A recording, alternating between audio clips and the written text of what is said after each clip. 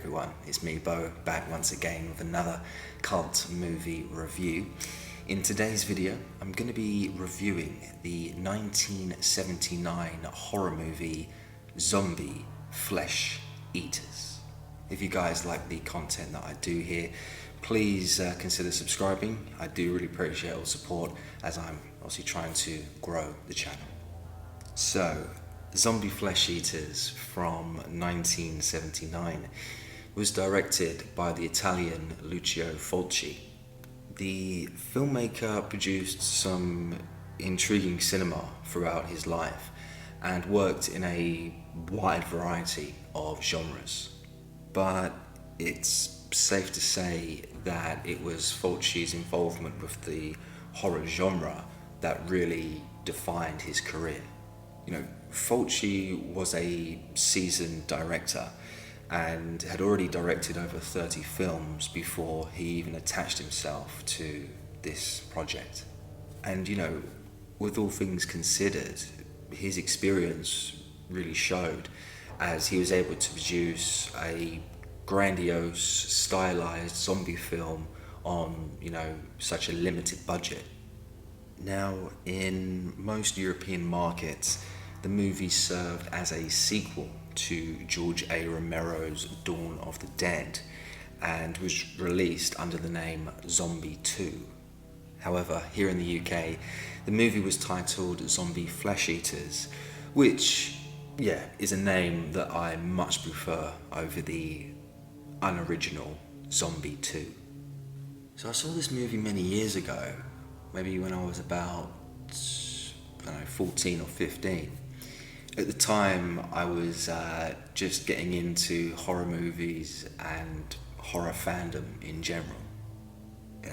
I'd go and pick up these cheap DVDs while out shopping with my family and, rush home and go watch them.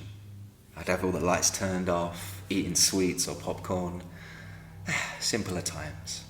Anyways, one day out shopping, I stumbled upon the Zombie Flesh Eaters DVD and immediately purchased it. It was the Vipco Vaults of Horror DVD release, the extreme version with the awesome cover art of the green hand on the front. I don't want to get too sidetracked here, but just to quickly say, Vipco were a good horror movie distributor here in the UK. Back when the internet was still in its infancy and DVDs were a new thing, Vipco, along with Anchor Bay, catered to the growing demand for horror film titles. Now, for those who don't already know, back in the 1980s, Zombie Flesh Eaters, this film, was one of many titles that was unfairly banned here in the UK. The BBFC Classification Board deemed the film too violent for public consumption and banned the film for many years.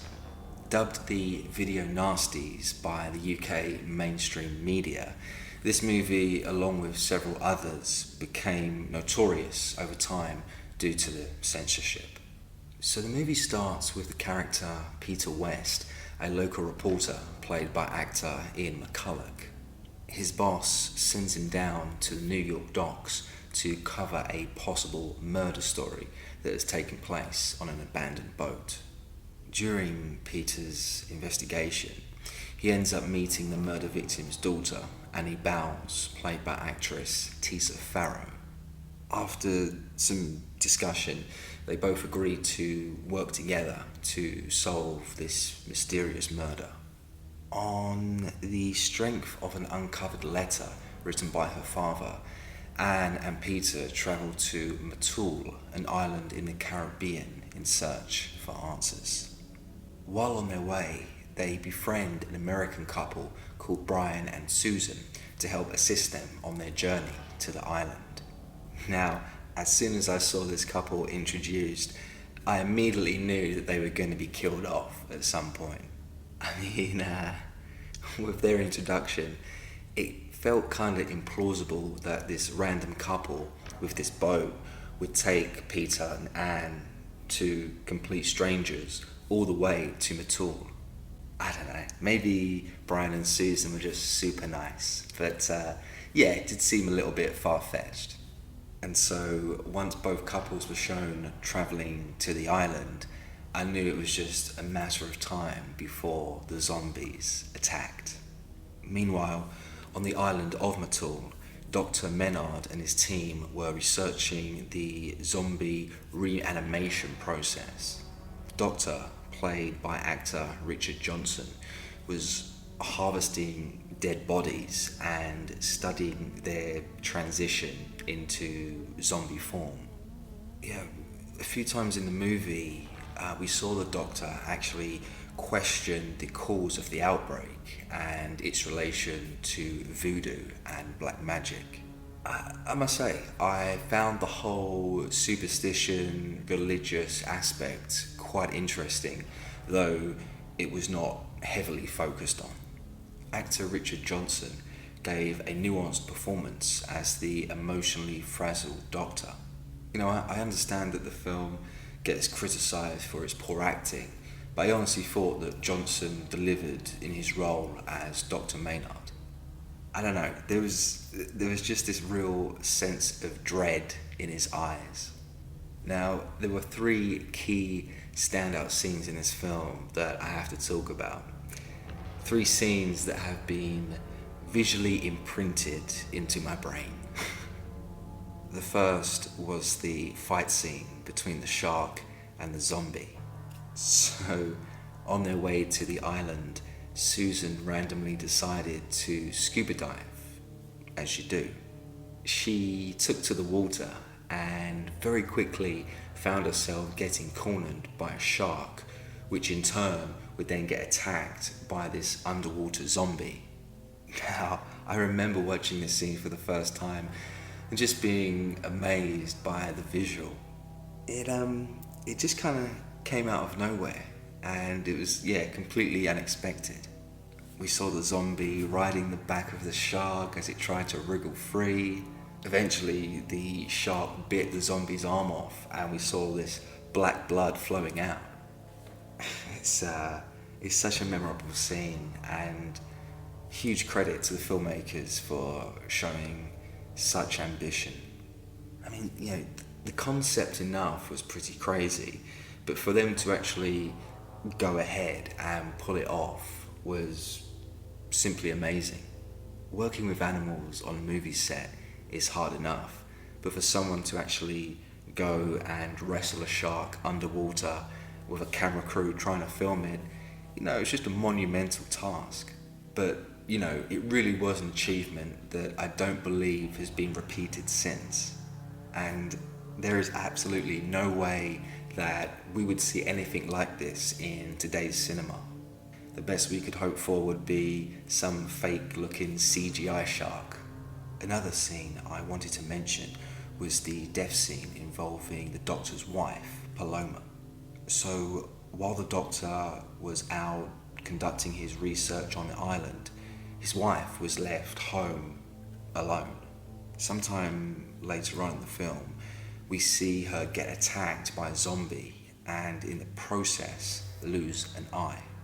It was a very gory scene, but brilliantly executed on screen. It really showed the true horrors of what could happen in a zombie home invasion.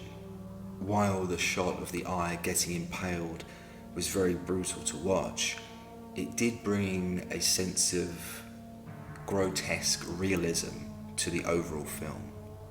Lastly, I have to mention the final scene at the end of the film where the zombies take over New York and we see an army of them walking slowly across Brooklyn Bridge. The haunting zombie flesh eaters theme composed by Fabio Frizzi played out as the credits scrolled down the screen. Just another brilliant sequence that I loved, and credit to the cinematographer Sergio Salvati. The shot was perfectly framed with the bridge and the Twin Towers in the foreground. Also, the weather on that day was wet and grey, which lent itself to the story's doom and gloom ending. In so dislikes for Zombie Flesh Eaters 1979. Now, it's not a huge thing, but my main dislike would be the bad dubbing the film has. While I understand that there were some technical issues surrounding the production sound quality, I have to say the dubbing really does lower the film's overall quality. It's quite funny because Zombie Flesh Eaters is a movie that had many strong visuals, but sadly also featured poor quality audio where some of the dialogue didn't match with the actors' mouths. As I said, it's not a huge issue, but it can be distracting at times. Also, for a younger audience, I'd imagine they'd find it quite jarring. Also, the poor quality audio does kind of date the movie because bad dubbing issues was something we only really saw from films from that era. And so, ratings for Zombie Flesh Eaters. I'm going to be rating this movie a solid 6 out of 10. This movie is a cult classic zombie horror that is well made and wildly entertaining. At times, yes, it was bombastic. At times, it was brutal. And while zombie movies usually take place in kind of dark or gritty settings, the island backdrop with the picturesque landscapes made a big difference. Now, while this movie did have its faults, the film did feature some brilliant special effects that were quite pioneering for its time. Makeup artist Gianetto De Rossi produced some truly impressive work. As I mentioned, the effects were executed brilliantly, and they also blended well with the colourful aesthetic that was presented on screen. All love to Tom Savini, but in this instance, De Rossi delivered better results. When it comes to the plot, it was easy to follow, and I did like the added voodoo element which distinguished it from other zombie films from that period. When I think about Zombie Flesh Eaters, it was a movie that was played with tough guy heroes trying to save the day. There was no excessive shootouts or gunslinging. Instead, it featured a small group of characters, regular people just trying to survive the zombie outbreak. And yes, while the film was definitely outlandish at times, the core characters remained strong and resilient as the madness ensued around them. Overall, it's just a fun zombie cult classic that I find myself rewatching every couple of years. If you guys have seen this movie, let me know what you guys think in the comments section below. Is it a better movie than Dawn of the Dead, or is Dawn of the Dead better than Zombie Flesh Eaters? And for those out there who love zombie horror and haven't seen this one yet, make sure you do. You will not be disappointed. Well, that's all from me today, guys. I hope you've enjoyed the video. I will be back very soon with more cult movie reviews. Stay safe, everyone, and take care. Bye-bye.